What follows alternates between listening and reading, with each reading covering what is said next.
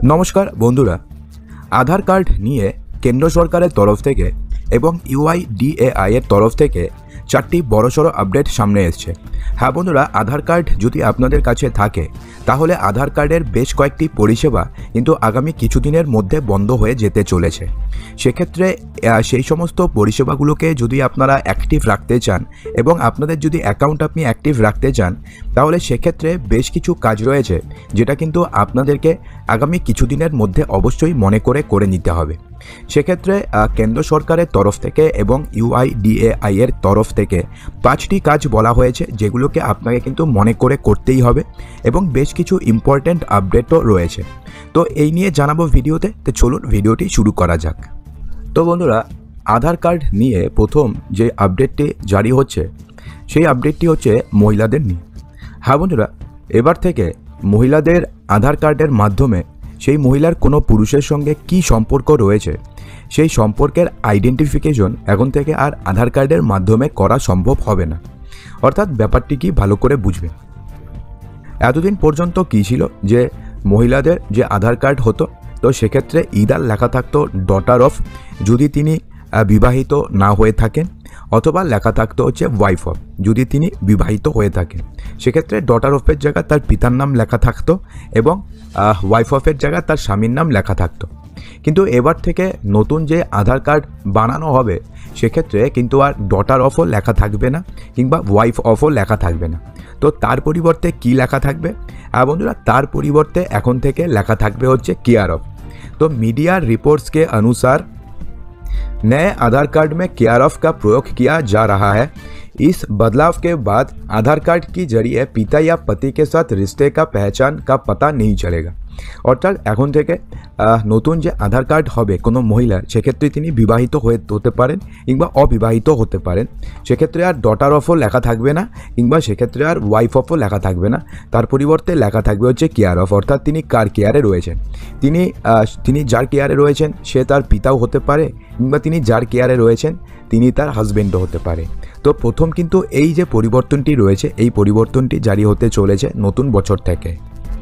এরপরের যে আপডেটটি জারি হতে চলেছে সেটাও কিন্তু খুবই গুরুত্বপূর্ণ আপডেট।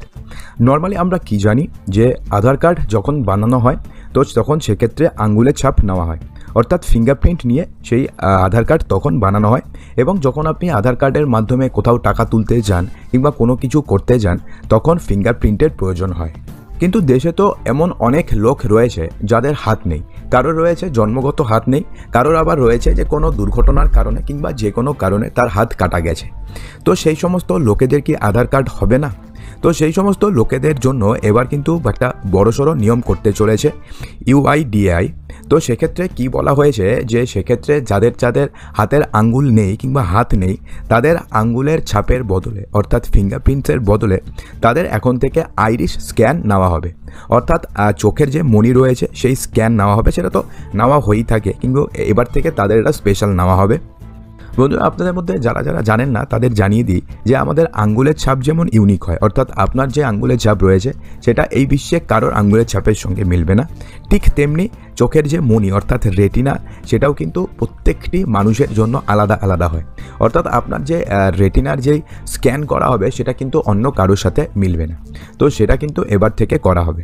কিন্তু এমন অনেকে রয়েছে যাদের হাতও নেই এবং যারা জন্মগত অন্ধ, তো তাদের কি এখন থেকে আর আধার কার্ড করা সম্ভব হবে না? তো বন্ধুরা সেক্ষেত্রে UIDAI তরফ থেকে এটা স্পষ্টভাবে বলে দেওয়া হয়েছে যদি এমন কোনো লোক থাকে যাদের আঙ্গুল নেই এবং যারা জন্মগত অন্ধ তাদেরও কিন্তু এখন থেকে আধার কার্ড করাটা পসিবল হবে। তো তারা কিভাবে আধার কার্ড করবে? তো তাদের সেক্ষেত্রে আঙ্গুলের ছাপও নেওয়া হবে না কিংবা তাদের চোখের মণির স্ক্যানও করা হবে না। তাদেরকে শুধুমাত্র তাদের নাম, ঠিকানা, অ্যাড্রেস এইসবের মাধ্যমে তাদের আধার কার্ড করে দেওয়া হবে। অর্থাৎ মোদ্দা কথা বলতে গেলে এখন থেকে দেশের প্রতিটি নাগরিকের কাছেই আধার কার্ড থাকবে, সে নাগরিক যেরকম পর্যায়েই থাকুক না কেন। বন্ধুরা আধার কার্ড নিয়ে এরপরে যে ইম্পর্টেন্ট আপডেটটি জারি হতে চলেছে সেই আপডেট সম্পর্কে জানার পূর্বে আপনাদের কাছে একটা ছোট্ট রিকোয়েস্ট। আপনাদের মধ্যে যারা এখনও পর্যন্ত ভিডিওটি দেখছেন এবং যাদের ভিডিওটি এখনও পর্যন্ত ভালো লেগেছে অবশ্যই ভিডিওটিকে একটি লাইক করে দেবেন এবং ভিডিওটিকে আপনাদের বন্ধুবান্ধবের মাঝে প্রচুর শেয়ার করে দেবেন। বন্ধুরা এই ছোট্ট রিকোয়েস্ট কিন্তু একটা রইল। তো বন্ধুরা, আপনারা হয়তো প্রায় সবাই জানেন যে কিছুদিন আগে কেন্দ্র সরকারের তরফ থেকে একটা নোটিফিকেশন জারি করা হয়েছিল এবং যেখানে বলা হয়েছিল যে আপনাদের আধার কার্ডের বয়স যদি 10 বছর হয়ে থাকে এবং যদি আপনারা এখনও পর্যন্ত আধার কার্ড আপডেট করে না থাকেন বিগত 10 বছরের মধ্যে, তো সেক্ষেত্রে আপনাদের আধার কার্ডে কোনো একটা আপডেট আপনাকে করতে হবে। সে আপনি ডেমোগ্রাফিক আপডেট করতে পারেন কিংবা আপনি অ্যাড্রেস আপডেট করতে পারেন, যা খুশি একটা কিন্তু আপনাকে করতে হবে। সেক্ষেত্রে আপডেট যদি না করেন কী হবে সেই ব্যাপারে ক্লিয়ারলি কিছু বলা হয়নি, কিন্তু আপডেট করতে বলা হয়েছে। এবং এতদিন পর্যন্ত বলা হয়েছিল যে 14ই ডিসেম্বর পর্যন্ত যদি আপনারা আপডেট করতেন, তো সেক্ষেত্রে আপডেট করার জন্য যে একটা মিনিমাম চার্জের প্রয়োজন হয়, 50 টাকা হোক বা 55 হোক, সেটা সম্পূর্ণ ফ্রি অফ কস্ট ছিল, অর্থাৎ কোনো টাকার দরকার ছিল না।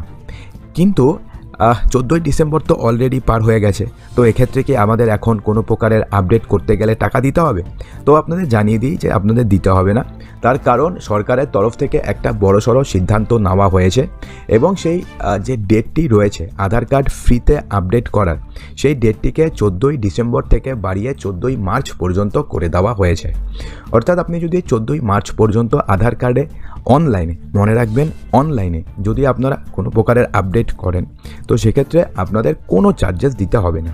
কিন্তু এমন যদি কোনো আপডেট করতে হয় যে আপনাকে অফলাইনে করতে হবে, অর্থাৎ আধার এনরোলমেন্ট সেন্টারে গিয়ে করতে হবে, তো সেক্ষেত্রে কিন্তু আপনাকে যেই চার্জেস থাকে সেই চার্জেস কিন্তু আপনাকে দিতে হবে।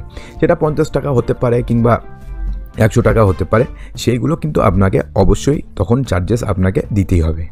बंधुरा परेर अपडेट अनुयायी एबार थेके जितनी बार चाहे उतनी बार नहीं चेंज कर सकते हैं आधार कार्ड में ये डेटा, बेहद सख्त है ये नियम। हाँ बंधुरा एबार थेके एमन किछु डेटा रयेछे जेटा आपनि যতবার খুশি আপনি কিন্তু চেঞ্জ করতে পারবেন না। অর্থাৎ আপনি একবার করলেন, কোনো কারণে ভুল হয়ে গেল, সেটা আপডেট হয়ে গেল, তারপরে মনে হলো এরাম আমি তো ভুল এন্ট্রি করে দিয়েছি, তো এক্ষেত্রে আপনি আবার আপডেট করতে গেলেন, তো এতবার কিন্তু আপডেট আর হবে না। এই নিয়ে কিন্তু সরকারের তরফ থেকে একটা কঠিন নিয়ম করা হয়েছে। हाँ बंधुरा यूआईडीआई तरफ থেকে বলা হয়েছে যে आधार कार्ड होल्डर के लिए एड्रेस बदलने के लिए निर्धारित लिमिट तय की है। অর্থাৎ অ্যাড্রেস যদি আপনি চেঞ্জ করতে চান তাহলে কিন্তু আপনি যতবার খুশি ততবার চেঞ্জ করতে পারবেন না, তার জন্য একটা নির্ধারিত লিমিট দেওয়া হয়েছে। শুধুমাত্র তাই নয়, আধার কার্ডে আপনি কতবার নিজের নাম চেঞ্জ করতে পারবেন কিংবা আপনার ডেট অফ বার্থ চেঞ্জ করতে পারবেন কিংবা আপনার সেক্স চেঞ্জ করতে পারবেন, সেক্ষেত্রেও কিন্তু নিয়ম রয়েছে। হ্যাঁ বন্ধুরা, ইউআইডিআই তরফ থেকে বলা হয়েছে যে আধার কার্ডের গ্রাহক যদি আপনি হয়ে থাকেন তাহলে সেক্ষেত্রে আপনি কেবলমাত্র দুবার আপনার নাম পরিবর্তন করতে পারবেন, আপনার জন্মতিথি পরিবর্তন করতে পারবেন অর্থাৎ ডেট অফ বার্থ, এবং আপনার সেক্স চেঞ্জ করতে পারবেন।